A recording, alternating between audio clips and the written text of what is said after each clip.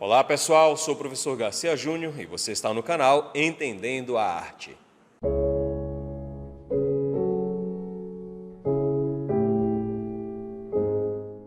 Não esquece, se você gostar do vídeo, deixa aí o teu like, te inscreve no canal, clica no sino para notificações, pode comentar à vontade e compartilha com a galera. Valeu!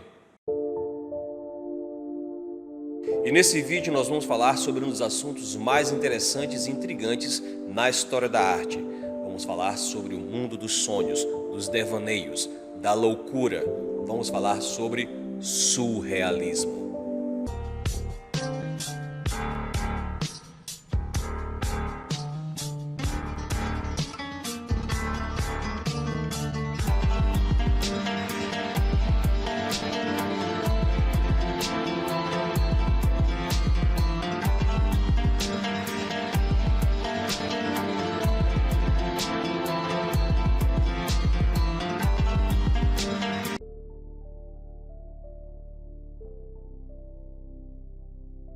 Se você já assistiu às nossas últimas aulas, você já deve ter visto essa nossa linha do tempo da história da arte ocidental, na qual nós brasileiros fazemos parte.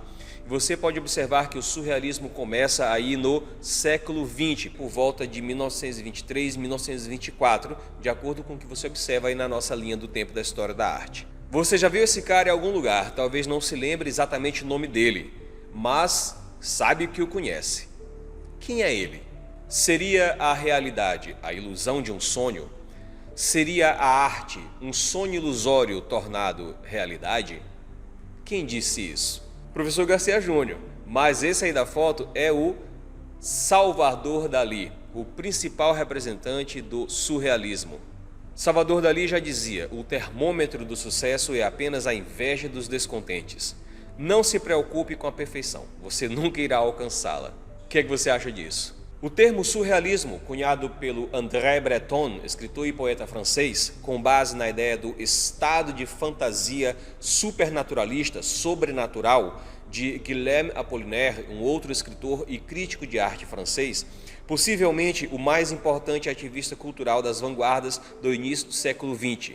Traz um sentido de afastamento da realidade comum que o movimento surrealista celebra desde o seu primeiro manifesto de 1924. Você tem aí no slide as imagens de André Breton e do Guilherme Apollinaire. Nos termos de André Breton, autor do Manifesto Surrealista, trata-se de resolver a contradição até agora vigente entre o sonho e a realidade, pela criação de uma realidade absoluta, uma supra-realidade, algo que vai além, que transcende a realidade.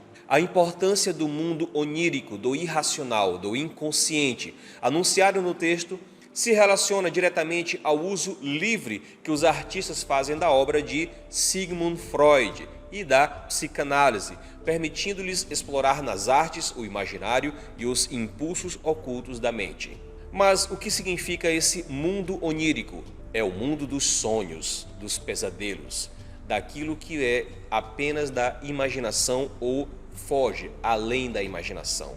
Sigmund Freud, o pai da psicanálise, já dizia que Freud escreveu um livro chamado A Interpretação dos Sonhos. Ele acreditava que existia uma camada mais profunda na mente humana, onde a memória e os mais básicos instintos estariam armazenados. Ele chamou isso tudo de mente inconsciente, já que a maior parte do tempo não estamos conscientes disso. E qual é o contexto histórico em que se encontra o surrealismo?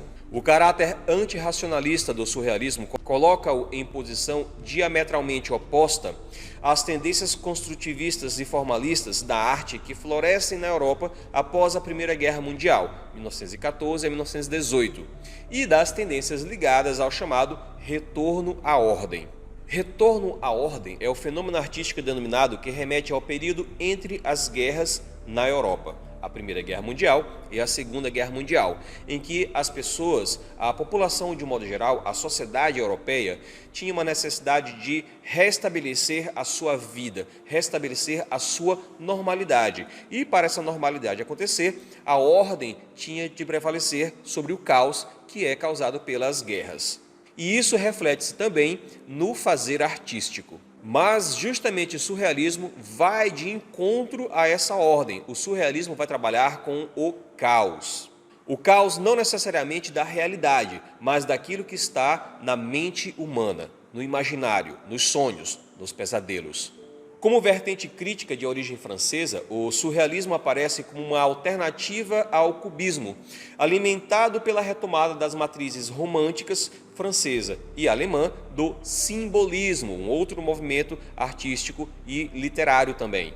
Influenciado também pela pintura metafísica italiana, principalmente do artista Giorgio de Chirico, e também do caráter irreverente e dessacralizador do dadaísmo, do qual vem parte dos surrealistas. Veja bem, acabei de citar dois movimentos de história da arte, que é o simbolismo e o dadaísmo.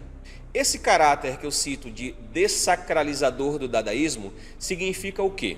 Os artistas do dadaísmo, que na verdade não era nenhum movimento por si próprio, com propostas artísticas e estéticas ditas da arte tradicional, já que a palavra dada não significa nada, foi uma palavra aleatória escolhida pelos artistas, queria tirar o caráter de aura sagrada da arte, uma espécie de revolução, tirando a arte dos museus, das galerias e das elites. E essa característica do dadaísmo e de todas essas vanguardas europeias aí do começo do século XX acabaram influenciando de modo positivo e também de modo negativo o fazer artístico. Lembre-se, se qualquer um faz qualquer coisa de qualquer jeito e chama isso de arte, então nada é arte.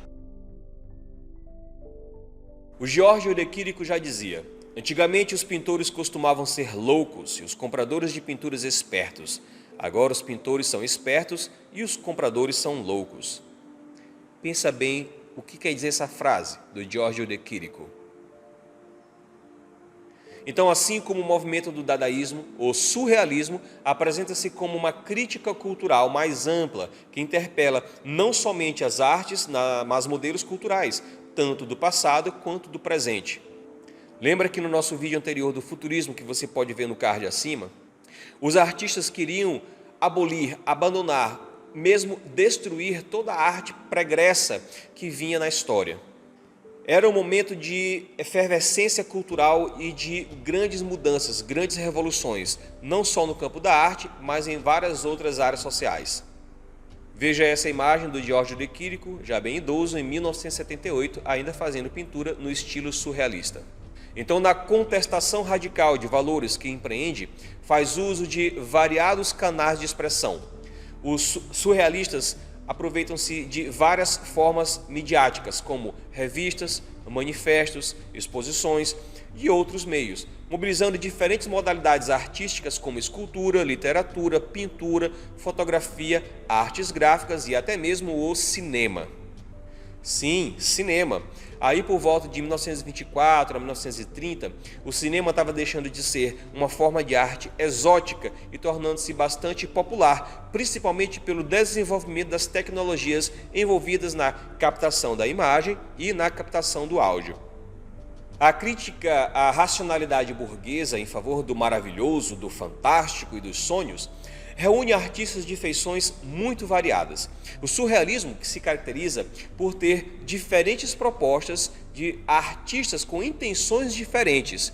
Mesmo assim, com o distanciamento histórico, você consegue observar determinadas características em comum a esses diferentes artistas. Na literatura, além de André Breton, você tem Louis Aragon, Philippe Soupape, Georges Bataille, Michel Léry, Max Jacob, dentre outros. Nas artes plásticas, as artes visuais, pintura, desenho e fotografia, nós temos nomes como René Magritte, Juan Miró, Max Ernst, Salvador Dalí, Frida Kahlo, dentre outros. E também nós vamos ter na fotografia Man Ray, Dora Maar e outros fotógrafos. No cinema, nós temos Luis Buñuel com o filme Cão Andaluz, com a colaboração de Salvador Dalí. Veja um trechinho desse filme um tanto quanto perturbador.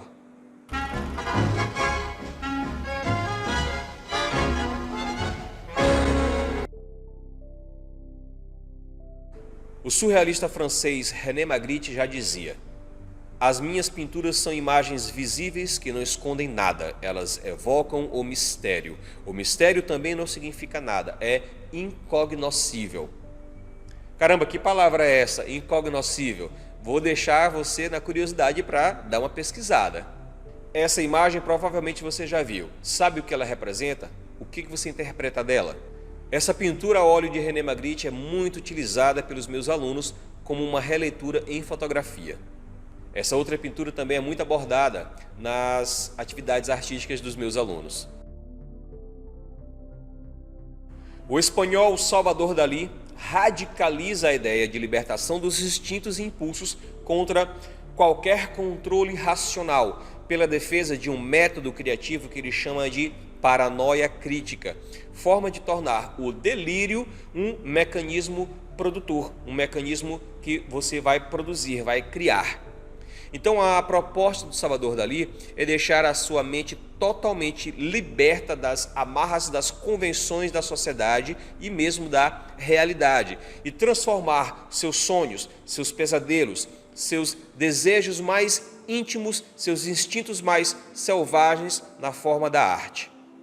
Salvador Dalí já dizia: a diferença entre mim e os surrealistas é que eu sou um surrealista.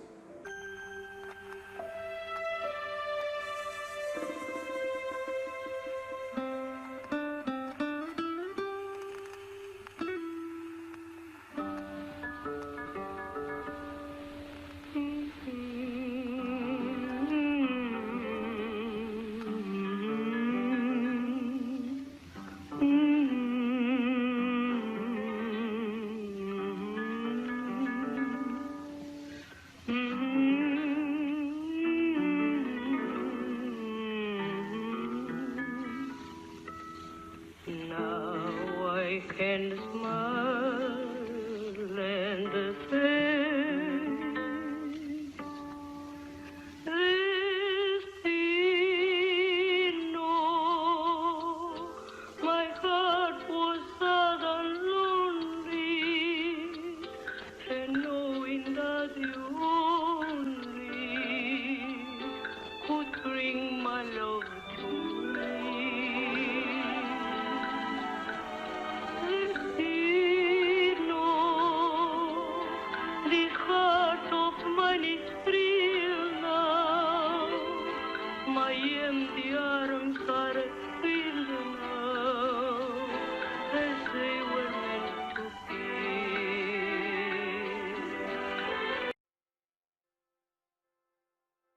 A crítica cultural empreendida pelos surrealistas, baseada nas articulações arte e inconsciente, arte e política, deixa entrever sua ambição revolucionária e subversiva, amparada na psicanálise, contra a repressão dos instintos e na ideia da revolução oriunda do marxismo, contra a dominação burguesa.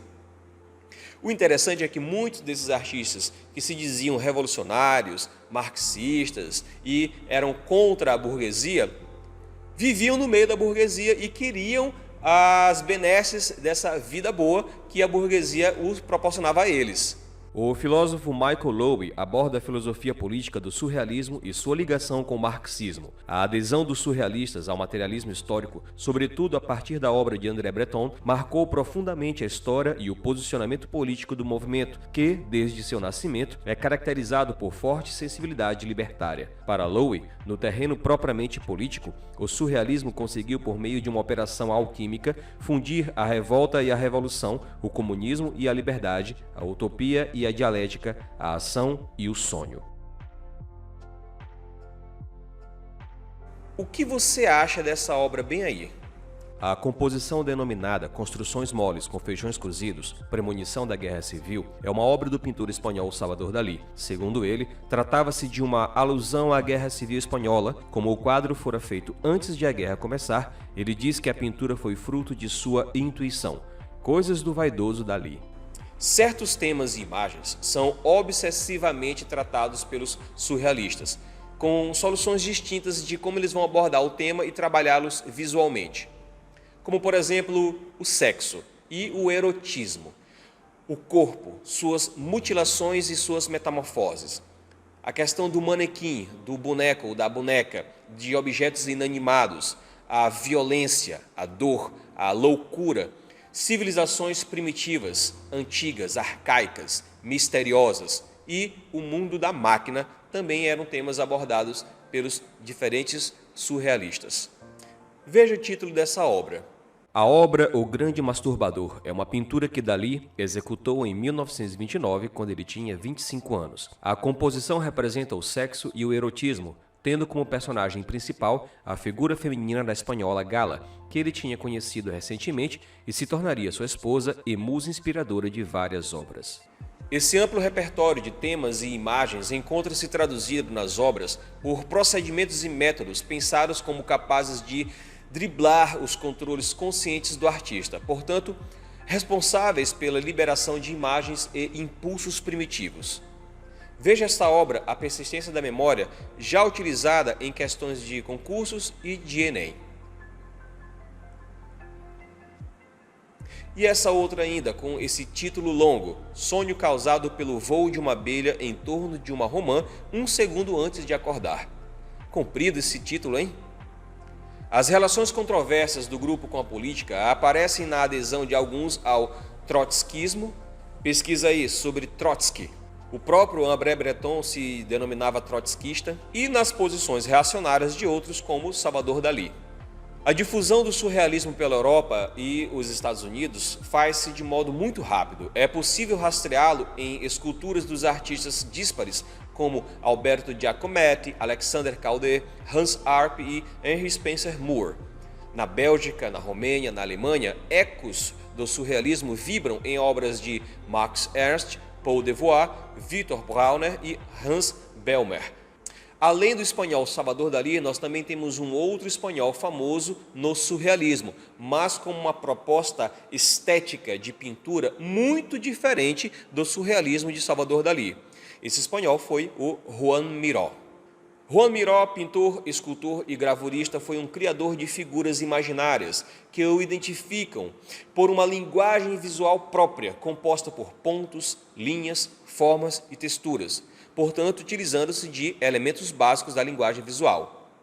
Esse estilo do surrealismo foi chamado de automatismo psíquico, por ser um método criativo livre e quase abstrato. Existiam essencialmente 2 tipos de pinturas surrealistas. Uma é sobre sonhos preenchidos com muitos símbolos freudianos, como maçãs, chapéus e pássaros. Outro estilo chamado de automatismo psíquico, inspirado pelos exercícios freudianos, que eram o caminho para revelar a mente inconsciente. Um exemplo do automatismo psíquico está nas obras do Joan Miró. É essencialmente azul, porque Miró gostava de representar os sonhos usando a cor azul. As formas são arbitrárias, como se desenhadas pelo inconsciente do artista. A mente consciente de Miró é que transformou as formas em objetos, como uma estrela cadente, um seio, um cavalo.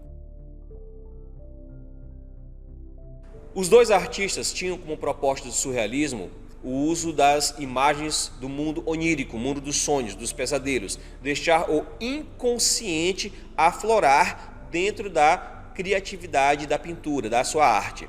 Porém, eles tinham métodos criativos muito diferentes. Você pode observar as obras de Joan Miró e você vai ver formas quase abstratas, em que a interpretação do observador tem de ser muito aguçada para perceber o que está acontecendo. Já as obras de Salvador Dalí causam uma estranheza muito grande, pois elas são tecnicamente muito bem apuradas na pintura a óleo. Você pode observar formas, texturas, cores, volumes, luz e sombra muito bem definidos na obra de Salvador Dalí, porém com composições anormais, diferentes do que era feito na época, proposta do surrealismo.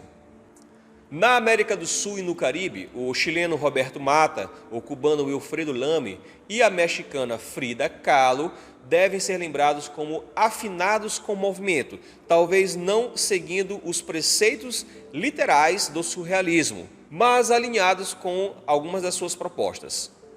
Em 1938, o André Breton qualifica a obra de Frida Kahlo como surrealista, em um ensaio que escreveu para sua exposição na Galeria Julian Levy, em Nova York, nos Estados Unidos. Não obstante, a própria Frida Kahlo declarou mais tarde: pensavam que eu era uma surrealista, mas eu não era. Nunca pintei sonhos, pintava a minha própria realidade. Vamos falar um pouquinho aqui sobre a Frida. Frida Kahlo nasceu em 6 de julho de 1907, na casa de seus pais, conhecido como La Casa Azul, em Coyoacán, no México. Na época, uma pequena cidade nos arredores da cidade do México e hoje um distrito. Se você já conhece um pouquinho as obras de Frida Kahlo, você sabe que muito do sofrimento da sua vida, não só o sofrimento físico, mas emocional e até mesmo mental, por muitas situações de dificuldade que ela passou, se refletiu nas suas obras e ela transformou esse sofrimento físico, esse sofrimento emocional e mental nas suas artes, nas suas pinturas. Daí, quem não a conhecia na época, que não sabia da sua história, achava que ela era surrealista por composições estranhas, mas na verdade ela estava traduzindo em imagem aquele sofrimento, aqueles sentimentos que ela queria passar nas suas telas. Uma vez, Pablo Picasso falou a Diego Rivera, um artista mexicano famoso e marido de Frida Kahlo: nem André Derain, nem você, nem eu, nenhum de nós consegue pintar uma cabeça tão bem como Frida Kahlo. Caramba, será que Pablo Picasso, Diego Rivera, grandes artistas, não sabiam fazer a pintura de uma cabeça, algo que é até básico para um artista fazer? Não era isso. O que Pablo Picasso estava dizendo é que a expressividade colocada com uma técnica até mesmo um pouco primitiva, mais simples da Frida Kahlo, fazia com que aquela cabeça, aquele rosto tivesse uma expressividade que, mesmo com conhecimento muito técnico da pintura, os artistas talvez não conseguissem atingir. Em 1941, Haussmann conheceu Salvador Dalí. Começaram a colaborar no final da década de 1940. O trabalho de 1948, chamado Dalí Atômicos, que você pode ver aí, explora a ideia de suspensão, mostrando 3 gatos voadores, um balde de água jogado e Dalí no ar. O título da fotografia é uma referência à obra de Dalí, Leda Atômica, que você pode ver aí. O fotógrafo Haussmann informou que fez 28 tentativas até alcançar um resultado satisfatório da ideia proposta. E a obra que inspirou essa fotografia? Leda Atômica. A pintura descreve de modo surreal Leda, a rainha mitológica de Esparta, com um cisne. Leda é um retrato frontal da esposa de Dalí, Gala, que está sentada em um pedestal com um cisne suspenso atrás e à sua esquerda. Diferentes objetos tais como um livro, um esquadro, 2 bancos de pisos e um ovo flutuando em torno da figura principal. No fundo, em ambos os lados, as rochas do Cabo Norfeu, na Costa Brava da Catalunha, na Espanha, define a localização da imagem. A esposa do Salvador Dalí, Gala, foi um tema recorrente nas suas pinturas. Na verdade, ela foi a grande musa inspiradora do Salvador Dalí, quer seja nos seus sonhos ou mesmo nos seus pesadelos. Aqui um exemplo de fotografia de Man Ray, fazendo uma composição surrealista. Aqui uma outra fotografia do Man Ray, em que ele fazia a composição surrealista, fora do comum do que era feito na época, na montagem do cenário e também na edição a partir do recorte dos negativos do filme fotográfico. Lembra que nesse período você não tinha nada digital, era tudo analógico, você tinha o filme fotográfico e aí os artistas, os fotógrafos podiam fazer o recorte desses filmes e fazer suas montagens.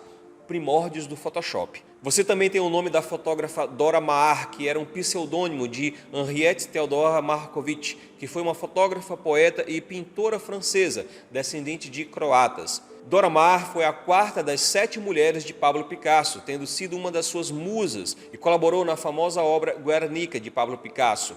Experimentou colagens expressivas na manipulação da fotografia surrealista. Nos Estados Unidos, o surrealismo é a fonte de inspiração para 2 grandes movimentos que nós ainda vamos falar sobre ele nas nossas aulas: o expressionismo abstrato e a pop art. No Brasil, especificamente, o surrealismo reverbera em obras variadas, como as de Ismael Neri e Cícero Dias, assim como nas fotomontagens de Jorge Lima. Nos dias atuais, artistas continuam a tirar proveito das lições surrealistas. O surrealismo é um dos movimentos mais fascinantes e intrigantes da história da arte, justamente porque mexe em algo que é misterioso, que é a própria mente humana. Trabalha com a questão dos sonhos e dos pesadelos, desse mundo onírico fora da realidade. Muitos filmes, séries, histórias em quadrinhos, música foram inspirados pelo surrealismo. Bem, pessoal, é isso. Chegamos ao fim de mais essa videoaula. Espero que você tenha gostado do conteúdo. E não esquece de deixar o teu like para que a gente possa reforçar o canal e atingirmos mais pessoas. Valeu!